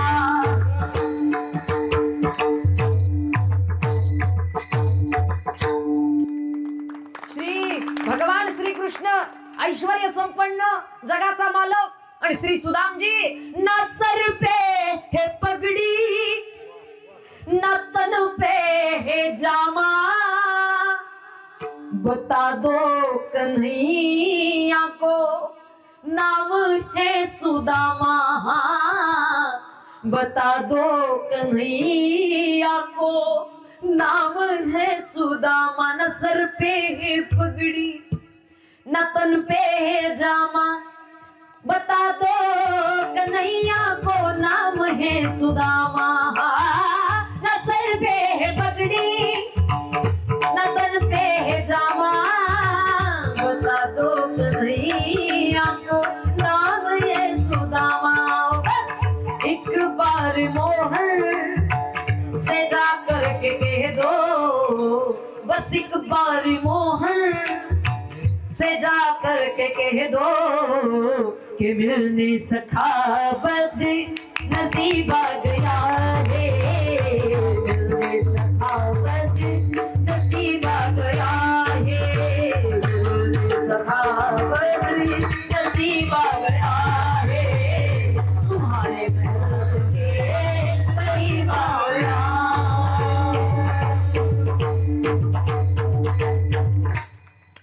काय लागतो हो? अंतरीची घेतो गोडीन पाहे जोडी, काय लागतं त्याला हे महत्वाचं आहे. अनेकांनी अनेक काही दिलं. अहो श्री हनुमंतरायांनी मोत्यांच्या माळाचे मोती फोडून फोडून पाहावं, कुठे माझा राम, कुठे माझा राम, कुठे माझा राम. अनेक लोकांना इथं पाहिला तिथं पाहिला तिथं पाहिला, पण खऱ्या अर्थानं संतांनी सांगितलं आपल्याला दृढ भाव निर्माण करता आला पाहिजे आणि हृदय मंदिरामध्ये आपल्याला देव शोधता आला पाहिजे. आज सगळं काही डेकोरेशन केलेले, सगळं माणसानं सजवलेले, सगळं व्यवस्थित आहे. बदल तर एवढा केलाय माणसानं, एवढा केलाय बदल, जे जागच्या जागी आहे, पण माणूस एवढा बदलला. खऱ्या अर्थानं आज जगण्याची लाईफस्टाईल एवढी बदलली आहे माणसाच्या, की जुन्या काळामध्ये जशा पद्धतीने ही लोक जगत होती, त्यांची जगण्याची पद्धत जी होती आता तशी पद्धत राहिली नाही. जुन्या माणसांनी ज्या विचारांनी जगलं ते विचार आता राहिले नाही. माणूस एवढा बदलला, एवढा बदलला, एवढा बदलला, केवढा बदलला. सूरज ना बदला, चंदन बदला, ना तो ये बदला धरती आसमान. कितना बदल गया इंसान, कितना बदल गया इंसान, कितना बदल गया इंसान, कितना बदल गया इंसान, कितना बदल गया इंसान, कितना बदल गया इंसान, कितना बदल गया इंसान. किती बदलला. इतना कितना इतना. आता जेवढा बदलला ते काही कमी आहे का? जुनं काही राहिलं नाही आणि खरंच काही राहिलं नाही. जुन्या काळाच्या पद्धती किंवा जुन्या पद्धतीनं पूर्वीच्या काळात बायका सुद्धा अशा किती छान पद्धतीनं जातं वगैरे किती चांगलं होतं. त्यातून खऱ्या अर्थानं हे जे रोग व्याधी आता जडतायत ना, एका बटनाची कमाल म्हणतो ना आपण, या बटनामुळे अनेक रोग निर्माण झाले. पण पूर्वीच्या काळी महिला शारीरिक कष्ट अधिक करत होत्या, त्यामुळे रोग व्याधीपासून फार दूर होत्या. लक्षात ठेवा, सध्याच्या काळात 40च्या पुढे जगाय गेला, BP, sugar, diabetes, cancer, paralyse, मला नाही उचकी लागली, टेन्शन घेऊ नका. हा फक्त डेमो आहे. वेळ सुद्धा लागत नाही. सांगण्याचं तात्पर्य, जुन्या काळामध्ये फार फरक होता. महिला अशा जात्यावरती बसे, असं कीर्तनात मी विषय निघाला आणि असं जात्याचं महत्व, जात्याच्या गाण्यांचं महत्व मी सांगत होते. आणि एका आजीला, एका ताईला एवढं भावलं ते, ती म्हणली काही नाही, आमच्या सासूबाईंच्या काळातलं जाते घरात, आडगळीच्या खोलीत ठेवलेलं तिनं बाहेर काढलं. म्हणली आजपासून मिक्सर बंद, आजपासून गिरण बंद, आता जे काही करायचं ते पूर्वीच्या पद्धतीनं जात्यावरती, पाट्यावरती तिनं जातं बाहेर काढलं. आणि पहाटे पहाटे सकाळी 5-6 वाजता ती जात्यावरती दळण दळायला बसली. जशा पूर्वीच्या बायका बसायच्या ना, ती दळण दळायला बसली. पण बसली खरं, जातं आणलं खरं, पण गाणी तर जमली पाहिजे, जात्यावरच्या ओव्या तर जमल्या पाहिजे, बरोबर की नाही. आता महिला या जुन्या जाणत्यांना माहिती अजूनही, गावात कुठेही घाणं असू द्यात, गावात कुठेही बारसा असू द्यात, या जुन्यांना बोलवते, चला आजी तुम्ही. चांगलं जमतं त्यांना म्हणायला. आता त्या ओव्या छान म्हणायच्या. आता हिला काही जमे ना, पण तिनं प्रॅक्टिस केली आणि बसली जातं दळण दळायला. आणि तिनं सुरुवात केली, रामाच्या ग पाऱ्या मंदी,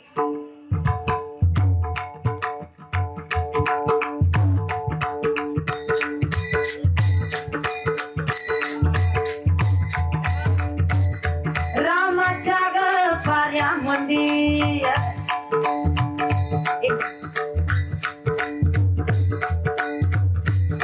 रामाच्या ग पाऱ्यामध्ये जात वाज वंगा भंगा, रामाच्या ग पाऱ्यामध्ये जात वाज वंगा भंगा. सगळी झोपलेली, घरातली सगळी झोपलेली, पण एकटी आपली दळण दळाय बसली.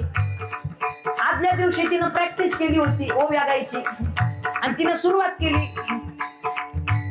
शेजारी नवरा झोपलेला, रामाच्या ग पाऱ्यामध्ये जात वाज वंगा भंगा, रामाच्या ग पाऱ्यामध्ये जात वाज वंगा वंगा, जात वाज वंगा वंगा, उठर गोधडी तुझ्या सोंगा.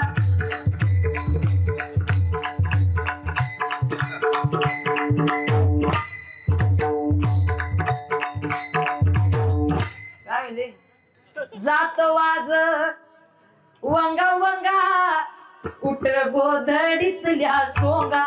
नवऱ्याला हे पहा, जुन्या काळात चांगलं जीवन होतं. सध्याच्या काळात नम्रता धारण केली पाहिजे माणसानं. जुनी माणसं दुश्मन समोर येऊ द्या, खाली पायावरती नतमस्तक होऊन पाया पडून आदर करण्याची त्यांची वृत्ती होती. दुश्मन असेल तो तुझ्या घरी, मी माझ्या घरी, पण धार्मिक कार्याला गावामध्ये आपण एकत्र आलो ना, मग इथे आपला वैरभाव नाही आणायचा, मग इथे आपलं त्या ठिकाणी दुश्मनी नाही आणायची. बाकीचं जे ते ज्याच्या त्याच्या ठिकाणी. आणि परमार्थ करताना असंच राहिलं पाहिजे, जो तो विषय ज्याच्या त्याच्या ठिकाणी राहिला पाहिजे, तर खरा परमार्थ. जी ताकात लोणी असेल तर चालेल, लोण्यात ताक नसावं. कोळशात हिरा असेल तर चालेल, हिऱ्यात कोळसा नसावा. पाण्यात नाव असेल तर चालेल, नावेत पाणी नसावं. तसं राजकारणात परमार्थ केला तर चालेल, पण परमार्थात कधी राजकारण नसावं. काया वाचा मने काही न वाचेन मनानं शुद्ध भावानं झाला विष्णुदास, भगवान विष्णूचा दास, भगवान श्री पांडुरंग परमात्म्याचा दास. आणि असा विष्णुदास झाला.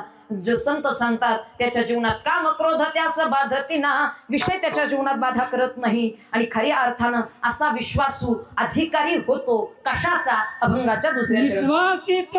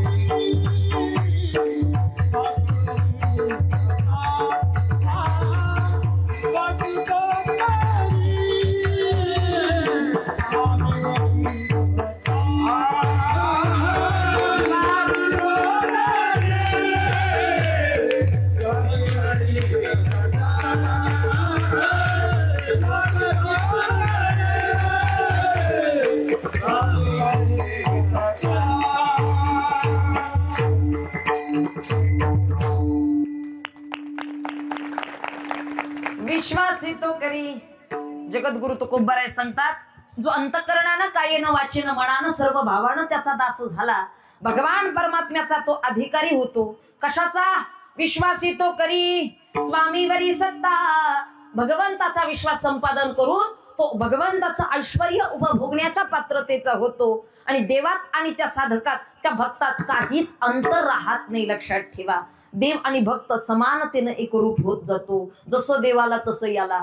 सांगण्याचं तात्पर्य, भगवान परमात्मा तुका मने भोळी, विठ्ठल कृपेची कोवळी. फक्त त्याच्यासाठी शुद्ध निर्मळ भाव ठेवा. कीर्तनाला येताना, भजनाला येताना, भक्ती करत असताना, मंदिरात जाताना आपण कोणत्या रंगाची कपडे घालतो काही घेणं देणं नाही. तुम्ही कसे दिसताय काही घेणं देणं नाही. तुम्ही धनाधीश आहात, ज्ञानी आहात की ब्रह्मज्ञानी आहात काही घेणं देणं नाही. तुम्ही अधिकारी पदाधिकारी आहात काही घेणं देणं नाही. पण भक्ती करत असताना तुमच्या अंतःकरणामध्ये भाव कसा आहे याच्याशी घेणं देणं आहे. सध्याच्या काळामध्ये सगळं निर्मळ झालं, पण माणसाचं मन मात्र अस्वच्छ झालं. लक्षात ठेवा, हे शुद्ध करा आणि इथेच खऱ्या अर्थानं त्याचा भाव साठवा. इथेच खऱ्या अर्थानं त्याचं अस्तित्व साठवा. नाही कळालं काहींना देवाचं अस्तित्व, म्हणून समाजामध्ये जे काही गोहत्या, भ्रूण हत्या, जे काही पाप आपण पाहतो ना, हे देवाचं अस्तित्व न कळाल्या कारणानं घडतं. कळालं असतं देवाचं अस्तित्व तर 4-5 वर्षाच्या लेकींवरती अत्याचार, अन्याय पाहायला मिळाला नसता. सध्याच्या काळामध्ये परमार्थ वाढलेला आहे. भरपूर साधनं भरपूर आहेत, उपकरणं भरपूर आहेत, तंत्रज्ञान विज्ञान वाढलेलं आहे. या कारणानं जो तो ज्याच्या ठिकाणी परमार्थ करू शकतो. पण एक गोष्ट सांगू, जेव्हा समाजातले वृद्धाश्रम आणि समाजातल्या भ्रूण हत्या, समाजातले बलात्कार बंद होतील, त्याच क्षणाला आपला परमार्थ पूर्णत्वाला. विचारात परिवर्तन झालं तर खऱ्या अर्थानं इथपर्यंत खरा देवकाळाला म्हणता येईल. विचारा वाचूनी न पावी जे समाधान, खरं समाधान प्राप्त होईल जेव्हा विचारात परिवर्तन घडेल. हो, विचार परिवर्तन झाले पाहिजेत. माणसं साबण बदलते हे गोरं करायला, माणसं हे निर्मळ करण्यासाठी साबण चेंज करतात, प्रॉडक्ट चेंज करतात. अहो, आता तर प्लॅस्टिक सर्जरीचा जमाना झालेला आहे. 75 वर्षाचा म्हातारा माणूस अगदी 22 वर्षाचा तरुण दिसू शकतो प्लॅस्टिक सर्जरी करून. पण एक गोष्ट ध्यानात ठेवा, शरीर कितीही सुंदर करा, ज्याचे विचार निर्मळ आहेत आणि ज्याचं मन निर्मळ आहे, जगातला तोच खरा सुंदर व्यक्ती. लक्षात ठेवा, चेहऱ्याचं काय, विचारात शुद्धता ठेवा. जर खरं आयुष्य बदलायचं असेल ना तर विचाराची ताकद वाढवा. समाजामध्ये जीवन जग. माझी तरुणांना सुद्धा अनेकदा बहिणीच्या नात्यानं मी नेहमी सांगते. एक जण म्हटला, ताई काय केल्यानंतर आयुष्य बदलेल हो? काय केलं पाहिजे, आम्ही काय करावं ते कळत नाही. कारण अशी वेळ आहे सध्याच्या काळात. असं एक वेगळं वातावरण समाजात निर्माण झालेलं आहे. धन कमवण्यासाठी प्रत्येक जण जगतोय, पद पैशासाठी प्रत्येक जण जगतोय, पण खरं समाधान जीवनामध्ये प्राप्त होत नाही. काय केलं पाहिजे ताई? काय केल्यानंतर माझं आयुष्य बदलेल? म्हटलंय बघ, मकान बदलने से जिंदगी नहीं बदलती. मकान बदलने से जिंदगी नहीं बदलती. एक बार अपना स्वभाव, अपने विचार बदल के देखो, जिंदगी अपने आप बदल जाएगी. आयुष्य बदलायचंय ना, विचार परिवर्तन करा. विचार परिवर्तन करा. 4-5 वर्षाच्या लेकींवरती अत्याचार पाहायला मिळतो, फार मोठी खंत वाटते. हे खऱ्या अर्थानं प्रबोधनाचं, परिवर्तन करण्याचं फार मोठं ही व्यासपीठ आहे, संत गादी आहे. आणि याच माध्यमातून जगाचं प्रबोधन केलं जाऊ शकतं. आई, आज सध्याच्या काळात माझी लेकींना विनंती, माझी तरुण भगिनींना विनंती आहे, आपण कोण आहोत हे ओळखा. आपण साध्या सुध्या लेकी नाही आहोत. महाराष्ट्राच्या मातीत रवलेली पहार काढून गुलामगिरीच्या छताडावरती प्रहार करणाऱ्या जिजाऊ मासाहेबांच्या लेकी आहोत आपण. कोणी सामान्य नाहीये. एका हातामध्ये शिवपिंड घेऊन दुसऱ्या हातामध्ये धर्मरक्षा करणाऱ्या पुण्यश्लोक अहिल्यादेवी होळकरांच्या लेख्या होता. कोणी सामान्य नाही. शिक्षण हे परिवर्तनाचं प्रभावी साधन. स्त्री शिक्षणासाठी लढणाऱ्या ज्ञानदेवी सावित्रीबाई फुलेंच्या लेख्या होता. पण एका हातात तलवार घेऊन रणांगणामध्ये मर्दानी वृत्तीनं लढणाऱ्या झाशीची राणी राणी लक्ष्मीबाईंच्या लेख्या होता. अनेक संकट येतात. माझी तरुणांना विनंती, अनेक संकट येतात, पण प्रयत्न, सातत्य जीवनामध्ये असलं पाहिजे. नन्ही चीटी जब दाना लेकर चलती है, चढ़ती दीवारों पर 100 बार फिसलती है. नन्ही चीटी जब दाना लेकर चढ़ती है, चढ़ती दीवारों पर 100 बार फिसलती है. चढ़ना गिरना गिरकर चढ़ना उसका नहीं अखरता है. आखिर उसकी मेहनत बेकार नहीं जाती और कोशिश करने वालों की कभी.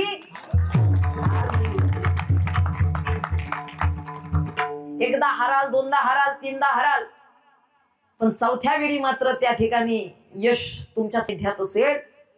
अपयश, असफलता एक चुनौती है, उसे स्वीकार करो. कहा कमी रह गई, देखो और सुधार करो. क्योंकि बिना कुछ किए किसी की जय जयकार नहीं होती. बिना कुछ किए किसी की जय जयकार नहीं होती. आता तुम्ही म्हणा, कोशिश करने वालों की कभी.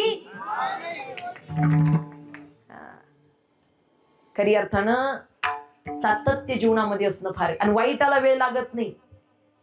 चांगल्यासाठी संयम असावा लागतो. देवाचं अस्तित्व जाणार, अस्तित्व जाणार. देवाचं नाही कळालं अस्तित्व म्हणून समाजामध्ये स्त्री बलात्कार, स्त्री भ्रूण हत्या घडते. रस्त्याच्या कडेला कचऱ्याच्या ढिगाऱ्यावरती प्लॅस्टिकच्या पिशवीत लहान पोरीचं अर्भक फेकून देण्यात येतं. आजही अशा घटना आहेत. एक लेख आहे मी कुणाची तरी, या नात्यानं मी तुमच्या समोर मांडेल. मुलगी आहे मी, या नात्यानं तुमच्या समोर मांडेल. स्त्री आहे मी, या नात्यानं तुमच्या समोर मांडेल. एक बहीण आहे मी कुणाची तरी, या नात्यानं तुमच्या पुढे मांडेल. आज मंदिरातल्या देवीची उपासना, आराधना करताना खरी अर्थानं अनेक आरास आपण तिची करतो. पण ज्यांना घरची स्त्री, घरची देवी, घरची लक्ष्मी, घरची अन्नपूर्णा होऊन बनवणारी खरी अर्थानं भोजन बनवते, ती स्त्री, तिचं अस्तित्व कळालं नाही, काय उपयोग आहे हो. आयुष्यभर त्या देवीची उपासना करून सुद्धा ती देवी प्राप्त नाही होत. एवढंच नाही, काही प्रसंगी जीवन जातं, आयुष्य संपतं तिचा अपमान करण्यामध्ये. मला एकच उदाहरण सांगायचंय. खरी अर्थानं आयुष्य अर्धांगिनी म्हणून तिनं आपलं आयुष्य सावरण्याचा प्रयत्न केला. अर्धांगिनी म्हणून तिनं खरी अर्थानं आपल्यासाठी आपली दुःख झेलली. पण एका शब्दानं कधी पुरुषानं कौतुक करावं का तिचं? अगं बरी आहेस का, एवढं तरी विचारावं. जेवलीस का, इथपर्यंत तरी विचारावं. मी म्हणेल, ज्या घरामध्ये लेकी बाळीचा आदर केला जातो, ज्या घरामध्ये स्त्रीचा आदर केला जातो, ते घर खरं श्रीमंताचे ओळखून जा. नुसतं धनाला आणि ऐश्वर्याला किंमत नाही, तर खरी अर्थानं हा आदर पाहिजे अंतकरणामध्ये. अमीरों की पहचान होती है खोका और पेटी, पर असली धनवान तो वो है जिसके घर हस्ती है उसकी बहू और बेटी. आणि पोरींनो, तुम्हालाही माझं सांगणे, ज्या आई बापानं आपल्याला इथपर्यंत जगवले ना, जगात एखादं नाही चांगलं, एखादं मोठं धन प्राप्त करता आलं नाही, ऐश्वर्य प्राप्त करता आलं नाही, जास्त काही आपल्याला सफलता प्राप्त करता आली चालेल, पण खरी अर्थानं आपल्या आई बापाची मान खाली जाईल असं कर्म चुकून सुद्धा कधी करू नका. चुकून सुद्धा कधी करू नका. कारण हाडाची काढीन रक्ताचं पाणी या बापानं केले फक्त आणि फक्त आपल्यासाठी. आज खरी अर्थानं जे यजमान आहेत, जे सौजन्य दातेत, पुण्यामध्ये दोन्ही मुलं खरी अर्थानं कार्य करतात. किती मोठा अभिमान आहे आई वडिलांसाठीचा. मी का सांगतेय, निश्चितच आई बापाची खरी श्रीमंती म्हणजे लेकरांचे संस्कार असतात हो. आई बापाची खरी श्रीमंती, आई बापाचं खरं ऐश्वर्य म्हणजे मुलं चांगली असणं म्हणजे खरी आई बापाची श्रीमंती आहे. नाही तर कितीतरी आई वडील आज अनेक वेळा आमच्या जवळ रडतात, ताई फार कष्ट केले हो लेकरांसाठी, हाडाची काढी रक्ताचं पाणी केलं मुलांसाठी, पण आज मात्र ती मुलं आम्हाला किंमत नाही देत. कितीतरी आई वडील भेटतात, आपणही कितीदा तरी सिग्नल वरती रस्त्यावरती भीक मागताना पाहतो. आणि कधी जर जाणायचंच असेल तर एखाद्या वेळी वृद्धाश्रमात फेरफटकारा मारून या, खरी वास्तविकता काय ती आपल्या लक्षात येईल. मी म्हणत नाही 100% मुलं अशी आहेत, 80% मुलं आई वडिलांची सेवा करणारी आहेत, पण काही प्रसंगी 20% जी आता समाजात उरलेली आहेत त्यांच्या विचारात परिवर्तन झालं पाहिजे. आणि बऱ्याचदा होतं सुद्धा बरं का. कीर्तनातून एका जरी माणसाच्या मनात विचार परिवर्तन झालं ना तरी अख्ख्या कीर्तनाचं सारे. सगळा समाज बदलावा हे नाही, एकाच्या मनात परिवर्तन व्हावं, एकाच्या. आम्ही वर्ष श्राद्धाला गेलो, दशक्रियाला गेलो, 13व्याला गेलो की मग मुलं रडतात, मुली रडतात, सुना रडतात, नातवंड रडतात. ताई सांगा ना देवाला आमच्या आईला परत पाठवायला, सांगा ना देवाला आमच्या वडिलांना परत पाठवायला. म्हटलं का आता का परत बोलवताय? होते तोपर्यंत नाही त्यांचं महत्व कळालं. वडील होते, दिवसातून 10 वेळा फोन करायचे, वैताग यायचा हो. सारखं जेवलात का, बरे आहात का, जेवलात का, बरे आहात का, वैताग यायचा. पण ताई आज कळतंय, दिवसात हजारो फोन येतात, पण मी जेवलो का हे विचारण्यासाठी एकही फोन येत नाही. स्वार्थासाठी बरेच फोन येतात, पण निस्वार्थ अंतःकरणानं माझी काळजी करणारा एकही फोन येत नाही हो. घरी जायचं असेल ना तर त्या दिवशी मात्र माझ्या वडिलांना झोप लागत नव्हती, माझ्या आईला झोप लागत नव्हती. आज माझा बाळ येणार आहे, आज माझा दादा येणार आहे, आज माझा लेक येणार आहे म्हणून अख्ख्या गावात सांगायची आज माझा दादा येतोय बरं. जे जे मला आवडतं ते मला बनवायचे. पण ताई आज जग, अख्खं जग जिवंत आहे, पण पाणी सुद्धा कोणी विचारत नाही हो अंतःकरणानं. जेवलात का एवढं सुद्धा कोणी विचारत नाही हो. खरी अर्थानं निस्वार्थ अंतःकरणानं प्रेम कोणी करत नाही. बाबा एक 70 वर्षाची वृद्ध व्यक्ती कीर्तनात रडत होते. 70 वर्षाचं वय. कीर्तन संपल्यानंतर बाबांना विचारलं, म्हटलं काय झालं, का रडता, काही आजारी आहात का, काही अडचण आहे का? नाही. म्हणलं रडता कशाला? आजोबांनी सांगितलं, ताई आज सकाळी माझी आई वारली, आज सकाळी माझी आई वारली. म्हटलं बाबा तुमचं वय किती? म्हटले 70 वर्ष. म्हटलं 70 वर्षाचं तुमचं वय, मग रडता कशाला? अहो शेवटी आईचं तुमच्या वय किती असेल? तुम्ही 70 म्हटल्यानंतर आईचं वय किती असेल? ताई 95 वर्षाची माझी आई होती, 95 वर्षाची माझी आई होती. म्हटलं बाबा अहो भरपूर जीवन जगल्या, नका रडू. हा कधी ना कधी तरी जन्म जया मृत्यू तया, नका रडू. आजोबांनी उत्तर दिलं, ताई मलाही माहित आहे माझ्या आईचं वय झालं आणि कधी ना कधी तरी ती मरणारच आहे. मलाही कळतंय कधी ना कधी तरी ती जाणारच होती. म्हटलं मग रडता कशाला? बाबांनी उत्तर दिलं, ताई या जगामध्ये 70 वर्षाच्या म्हाताऱ्याला बाळा म्हणून हाक मारणारी फक्त आणि फक्त माझी आई होती हो, फक्त माझी आई. आता अनेक लोक तिरस्कार करतील, पण प्रेमानं बाळा कोणी नाही म्हणू शकणार मला. कोण म्हणेल 70 वर्षाच्या म्हाताऱ्या माणसाला बाळा? माझी आई म्हणायची हो मला. ममतेची मूर्ती होती माझी आई, ममतेची मूर्ती होती माझी आई. कस पांग फेडू तिचं होऊ तराई, कस पांग फेडू तिचं होऊ तराई. ममतेची मूर्ती होती माझी आई, ममतेची मूर्ती होती माझी आई. आता आई कुणाला म्हणू? आई आई आई आता म्हणू मी कुणाला? सोडून या गेली आई, आई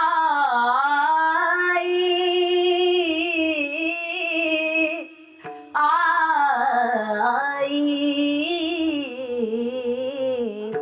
सो सोडून या गेली आई आम्हाले कराना आई आई आई आता म्हणू मी कुणाला आई आई आई आता म्हणू मी कुणाला. खरी अर्थानं निश्चितच ज्ञानोबा सांगतात आई वडिलांच्या सेवेचं फार मोठं पुण्य आहे. निश्चित आपल्या सर्वांनाच आई बाबाची सेवा करता आली पाहिजे. आहेत त्यांच्याजवळ निश्चितच फार मोठं धन असं समजा आणि त्यांच्या अंतःकरणानं सेवा करा. हीच खरी भगवंताची सेवा आहे. निश्चितच आपल्या जीवनामध्ये आपल्या आई वडिलांची, आपल्या मातीची, आपल्या देशाची, आपल्या निसर्गाची सेवा आणि तसेच गोमातेची सेवा घडणं गरजेचं आहे. भगवंताची सेवा याच माध्यमातून आपल्याला पाहायला मिळते. अशा विशिष्ट पद्धतीने आपण जर सेवा करत असेल आणि दैनंदिन कर्म जर आपलं चांगलं असेल ना, निश्चितच इथपर्यंत श्री हनुमंतराय निश्चित आपल्यावरती फार मोठी कृपा करून असतील. निश्चित आपल्या अंतःकरणामध्ये भगवंताचं सानिध्य प्राप्त करायचंय. संत सांगतात तो भगवान परमात्मा फार कृपाळू आहे, फार उदार आणि फार अंतःकरण त्याचं भोळ आहे. तो भक्तासाठी इथपर्यंत येतोच, त्याच्या जीवनाचं सगळं काही दुःख निवारण करतो आणि निश्चितच तो त्या भक्ताच्या विश्वासी तो करी स्वामी बरी सत्ता आणि सकळ भोगिता होय त्याचा. सर्व वैभव त्याच्या समोर टाकून काय उपभोगायचे ते भोग अशा पद्धतीचं दैवत आहे ते. त्यामुळे त्याचं चिंतन करणं निश्चित आपल्याला गरजेचं आहे. हातानं टाळी मुखानं भजन. विठोबा रखुमाई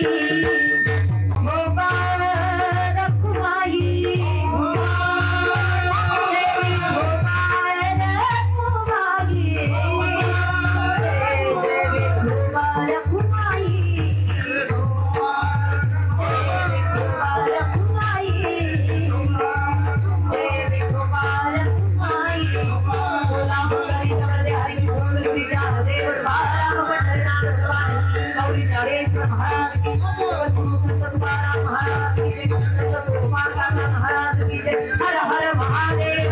छत्रपती शिवाजी महाराज की, सर्ववीर संभाजी महाराज की, गौ माता की, श्री बजरंगबली की.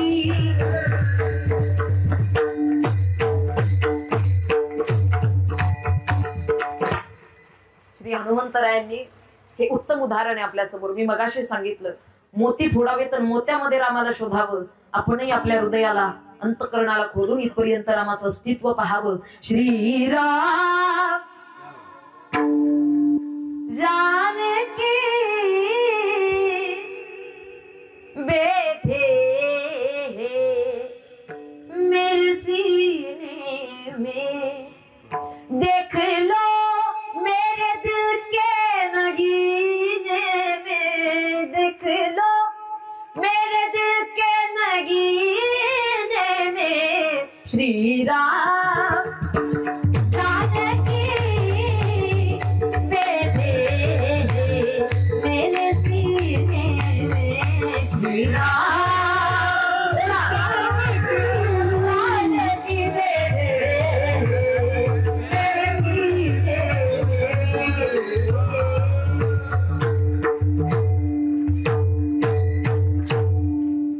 मेरे तन मन धड़कन में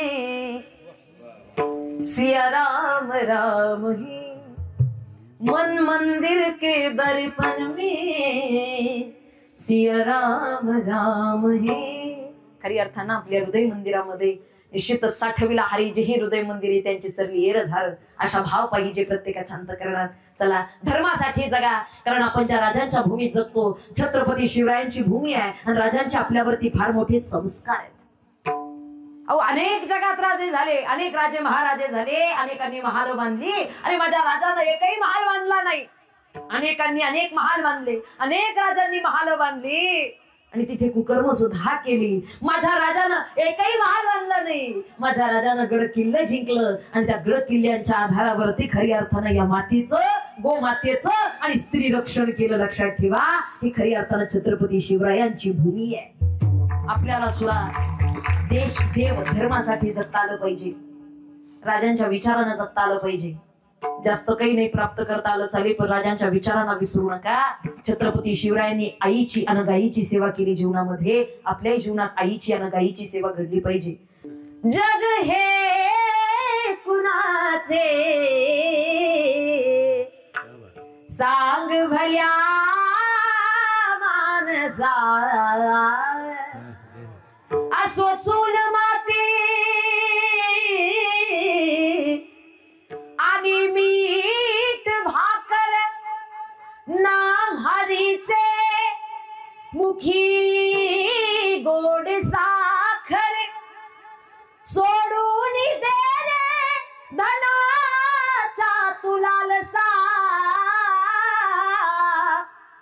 जग हे कुणाचे सांग भल्या मानसा.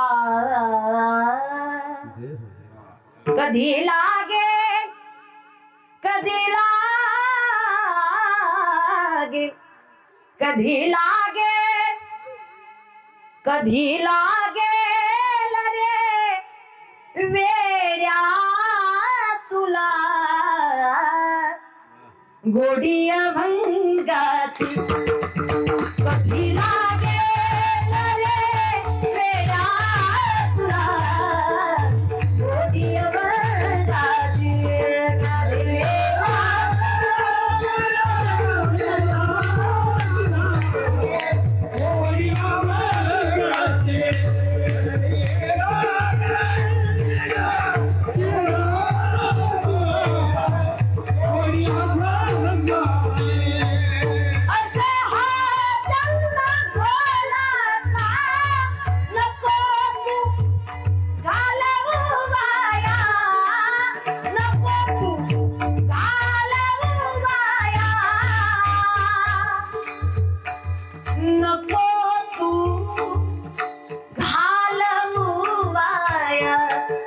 सदा गागे सदा गागे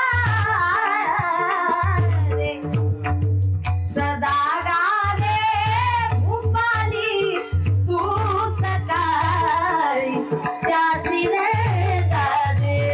कधी लागेल रे वेड्या तुला गोडी अभंगाची. कधी